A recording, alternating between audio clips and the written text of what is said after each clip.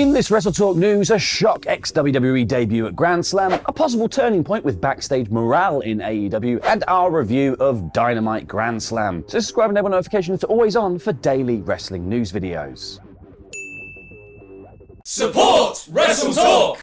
So another massive twist to the tale of CM Punk and AEW has broken via PW Torch's Wade Keller. Speaking following the ROH World title match between Claudio Castagnoli and Chris Jericho at last night's Dynamite Grand Slam, Keller noted that a very prominent name was left out when ROH announcer Ian Riccoboni was listing notable ROH champions, that being none other than suspended former AEW champion CM Punk. While AEW have performed a similar scrubbing of other controversial figures in the past, such as MJF in the months following his pipe bomb promo, Keller believes this glaring omission could be an ominous sign for Punk's AEW future. He said, "I think this is noteworthy but not surprising that he excluded CM Punk's name as he talked about some of the biggest names who have held the title. That's a bit of a tell. I'm not expecting CM Punk to wrestle in AEW again. I'm not saying it's 100% a sure thing, but everything is pointing in the direction of some sort of buying out of his contract. We'll learn more eventually about the situation." Now, if this is true, then it would really be the icing on a particularly crap cake for this crazy year in the career of the two-time AEW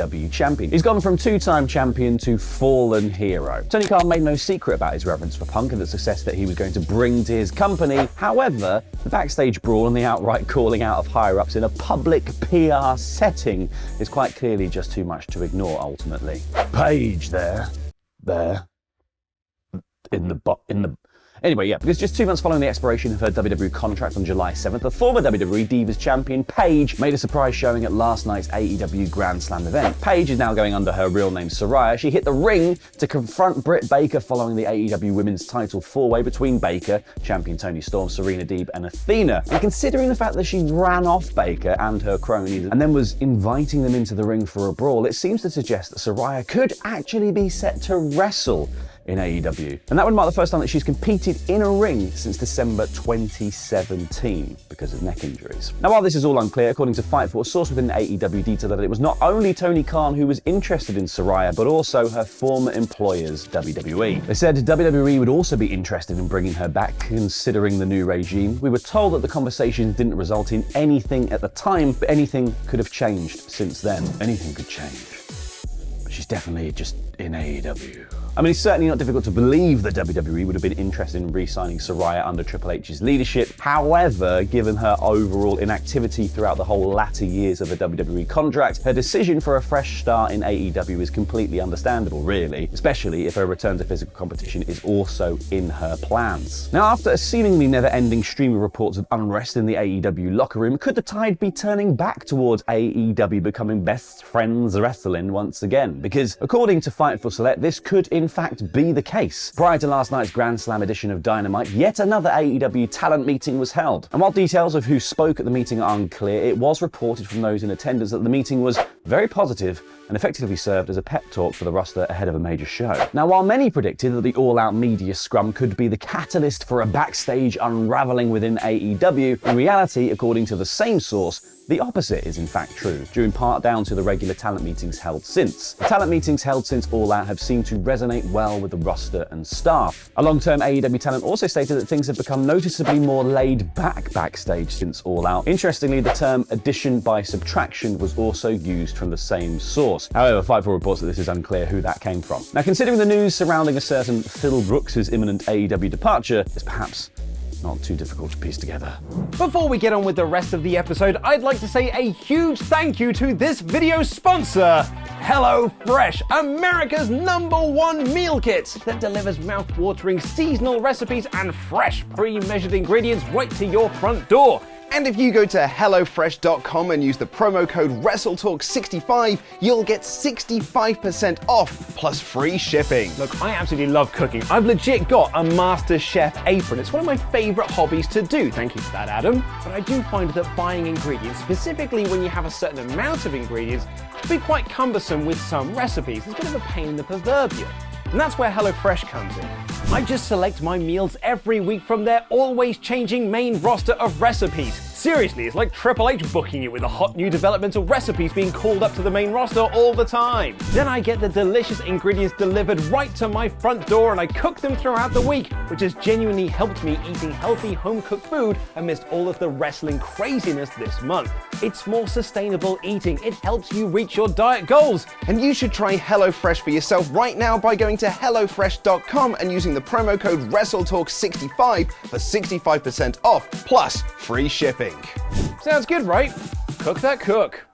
HelloFresh is great. I've actually been cooking actual food for the last few months with them. Check them out. But now it's Thursday. You know what that means. AEW Grand Slam in about 5 minutes. Move aside Quake at the Lake, Dragon Knight, and I've lost track, Slap Party, because this premium live episode felt genuinely distinct and elevated from a normal Dynamite right away. Not just from its noticeably enormous crowd and a New York themed stage that should have had more wrestlers go, "I'm walking here," in their entrances, but also a pay-per-view caliber card exclusively of title matches. The opening bout saw Chris Jericho take on Claudio Castagnoli for the ROH World Championship, where Jericho at least initially adhered to that promotion's code of honor, shaking Claudio's hand before the bell. I love how kayfabe annoyed Eddie Kingston is going to be about that. He had to have a whole feud with Jericho to get a handshake. Claudio, the guy Eddie hates more than anyone, just got one at the start of his match. Jericho's honor went sharply downhill following that, though,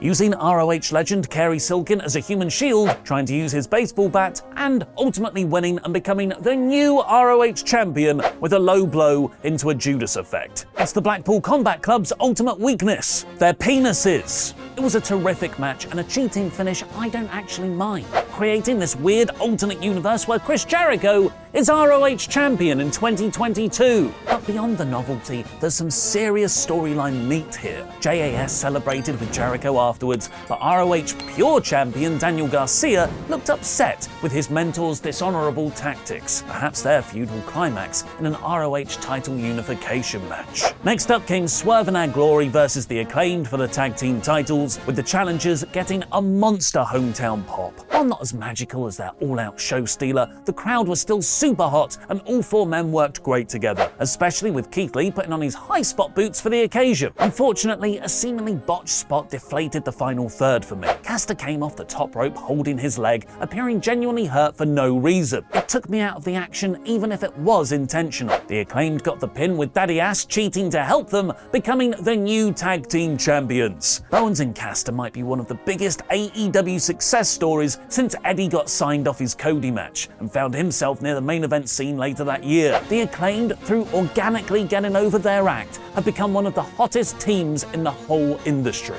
This was well deserved. Kind of sucks for FTR though, who said they want that tag title match which they really should have had before the Acclaimed. But the Ass Boys seemed to start a feud with them backstage instead. MJF interrupted Wheeler Yuta on the ramp to cut a typically excellent rock-style energy promo. There is a real argument for him being a douchebag babyface, but he did the most guaranteed heel spot in the whole company. He slightly pushed Tony Schiavone. Max and Yuta brawled, which brought out W. Morrissey for the save, because the W stands for Wardlow. Diamante revealed her baddest bitch tag partner is a famous rapper called Trina, who I've never heard of. The TBS title has just become a prop for Jade Cargill's undefeated streak. And speaking of titles that don't really mean anything,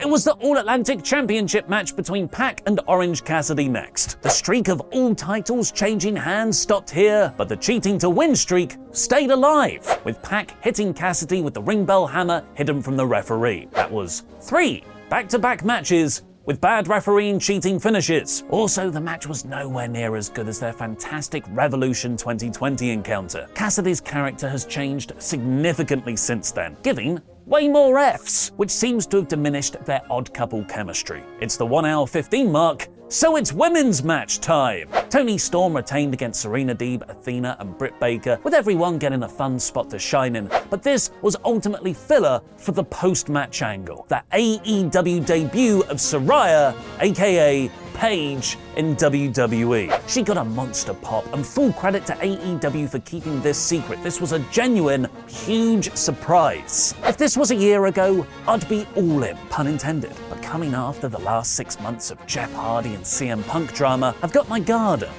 Saraya is returning from a career-ending injury and was often a heavily controversial figure behind the scenes in WWE. That said, and prepare for your mind to be blown, she's younger than Britt Baker. How is that possible?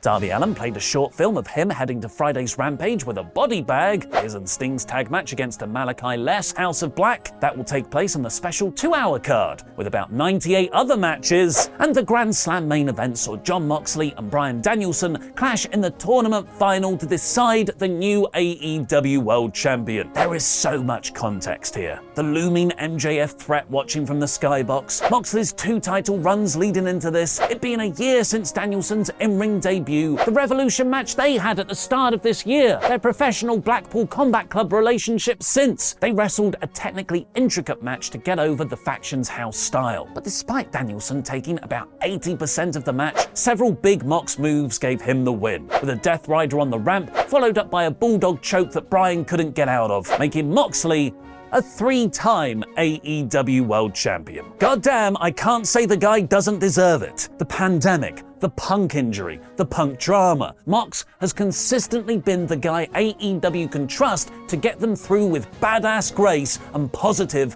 masculinity. But one thing I've really realized this year is that it's not just how good something is that I personally rate things by. It's how excited they can make me for what happens next. And Moxley as champion, unfortunately, feels like an easy transitional route. I hope I'm wrong, but the John win feels predictable. He was the guy feuding with MJF beforehand, and now he can be the guy who probably loses the title to him at Full Gear, meaning it's just a second filler reign for Mox. Danielson winning and carrying the belt until early next year was a far more exciting possibility. It's fresh. He's now AEW's biggest mainstream star without Punk, and it draws Mox and Danielson's series one apiece. What did you think of AEW Grand Slam?